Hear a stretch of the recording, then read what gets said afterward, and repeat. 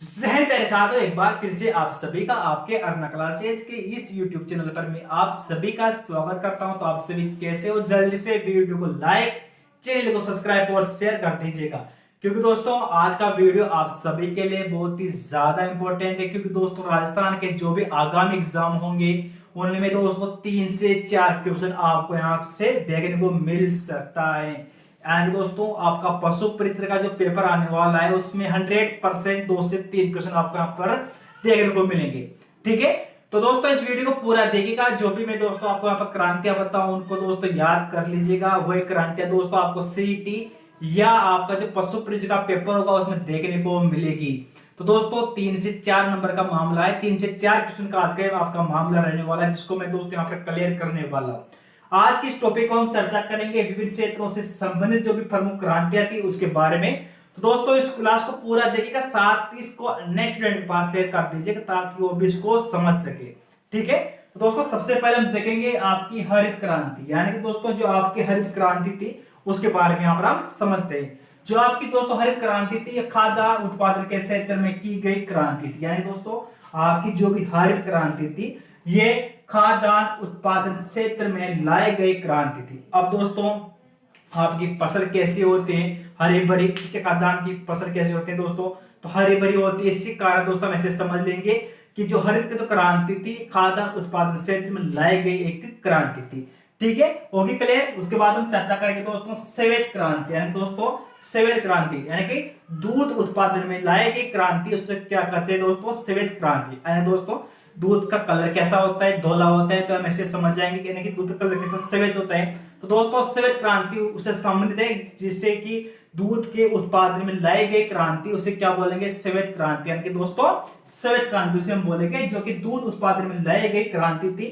दूध का कलर होता है दोस्तों सफेद। तो दोस्तों उसी प्रकार समझ लेंगे श्वेत क्रांति सी दूध उत्पादन के क्षेत्र में लाई गई एक प्रमुख क्रांति थी। उसके बाद हम देखेंगे दोस्तों नीली क्रांति, जो मत्स्य उत्पादन क्षेत्र में लाई गई क्रांति थी उसे दोस्तों नीली क्रांति कहा जाता है। ठीक है, मत्स्य जो क्षेत्र है उसमें लाई गई क्रांति को दोस्तों नीली क्रांति बोला जाता है। ठीक है, उसके बाद हम चर्चा करेंगे दोस्तों भूरी क्रांति, यानी कि दोस्तों सीमेंट, उर्वरक और ऊन उत्पादन के क्षेत्र में लाई गई क्रांति को दोस्तों कहते हैं भूरी क्रांति। कौन सी क्रांति? भूरी क्रांति। ठीक है, उसके बाद हम चर्चा करेंगे दोस्तों रजत क्रांति, अंडा या मुर्गी पालन के क्षेत्र में लाई गई क्रांति को कहते हैं दोस्तों रजत क्रांति। अब दोस्तों यहाँ पर आपका जो भी पशु परिचय का पेपर आने वाला है, जिसमें दोस्तों यहाँ से आपको क्वेश्चन मिल सकता है कि नीली क्रांति और श्वेत क्रांति, ये जिस दो क्रांतियों को याद कर लीजिएगा। श्वेत क्रांति दूध उत्पादन क्षेत्र में लाई गई क्रांति को श्वेत क्रांति कहा जाता है, और नीली क्रांति की अगर हम बात करें तो मत्स्य उत्पादन क्षेत्र में लाई गई क्रांति को नीली क्रांति कहा जाता है। इनको याद कर लीजिएगा अगर आपने पशु परिचय का पेपर की तैयारी कर रहे हो तो दो क्रांतियों का भी। ठीक है, उसके बाद हम बात करेंगे दोस्तों भूरी क्रांति को बात कर लेते हैं। सीमेंट और उर्वरक और ऊन उत्पादन क्षेत्र में लाई गई क्रांति को कहते हैं दोस्तों भूरी क्रांति। और रजत क्रांति की अगर बात करें, रजत क्रांति की अगर बात करें तो अंडा या मुर्गी पालन उत्पादन क्षेत्र में लाई गई क्रांति को रजत क्रांति कहा जाता है। ठीक है, इसी में दोस्तों अगर आप पशु परिचय की तैयारी कर रहे हो तो दोस्तों नोट डाउन कर लीजिएगा रजत क्रांति, जो कि दोस्तों अंडा या मुर्गी पालन उत्पादन क्षेत्र में लाई गई क्रांति को रजत क्रांति कहा जाता है। पशु परिचय के लिए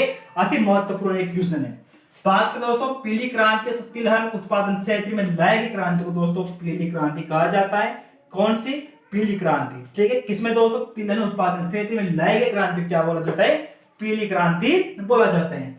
उसके बाद हम बात करें दोस्तों गुलाबी क्रांति, जो आपकी झींगा मछली होती है उसको उत्पादन क्षेत्र में लाई गई क्रांति को दोस्तों गुलाबी क्रांति बोला जाता है।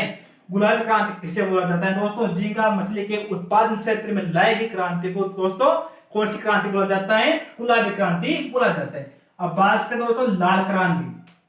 ठीक है, टमाटर और मांस उत्पादन क्षेत्र में लाई हुई क्रांति को दोस्तों लाल क्रांति बोला जाता है। टमाटर कैसे होते हैं मेरे भाई? लाल होते हैं। तो इसी कारण दोस्तों ऐसा हम समझ लेंगे कि लाल क्रांति टमाटर उत्पादन क्षेत्र में या मांस उत्पादन क्षेत्र में लाई हुई क्रांति को लाल क्रांति बोला जाता है। ठीक है, उसके बाद चर्चा करेंगे दोस्तों कृष्ण क्रांति, ये दोस्तों बायोडीजल उत्पादन क्षेत्र में लाई हुई क्रांति थी। और बात है दोस्तों बादामी क्रांति, मसाला उत्पादन क्षेत्र में लाई हुई क्रांति को दोस्तों बादामी क्रांति बोला जाता है। उसके बाद हम बात करें दोस्तों अमृत क्रांति, नदियों को जोड़ने की जो परियोजना थी उसे दोस्तों क्या बोला जाता है? अमृत क्रांति बोला जाता है। ठीक है दोस्तों। अमृत वो दोस्तों जल को अमृत भी बोला जाता है, आप ऐसा समझ लीजिएगा दोस्तों, अमृत यानी कि जल होता है।